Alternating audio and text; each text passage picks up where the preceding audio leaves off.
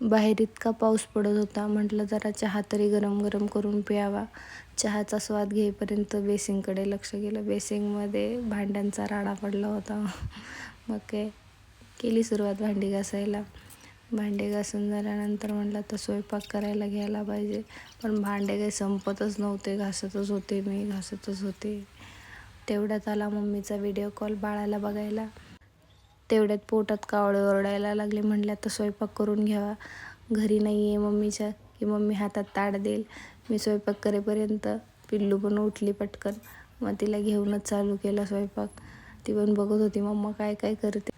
मग काय भाजी झाली, मग भाकरीची तयारी. आज चपाती करायला मला इतका कंटाळा आला होता. म्हटलं थोडं पाणी पिऊन घेते आणि भाकरीलाच लागते.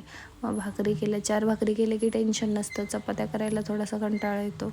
मग पटपट भाकरी करून घेतल्या आणि जेवून घेतलं पहिल्यांदा.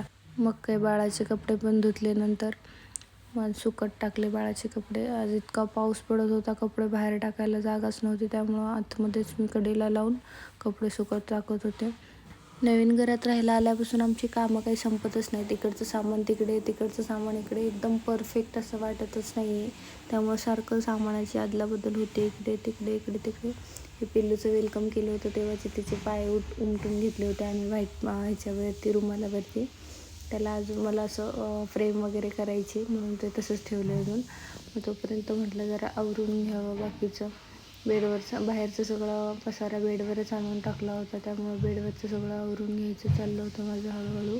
या ड्रॉइंग बुकवर मी प्रेग्नेंट असताना चित्र काढत होते. मोबाईलकडे थोडंसं दुर्लक्ष करून मी ड्रॉइंग करत बसायचे प्रेग्नन्सीत. मग काही कामे आवरून घेतली सगळी पटापट. तोपर्यंत परत मम्मीचा फोन आला बाळाला बघण्यासाठी. व्हिडिओ आवडला असेल तर लाईक करा, सबस्क्राईब करा. बाय.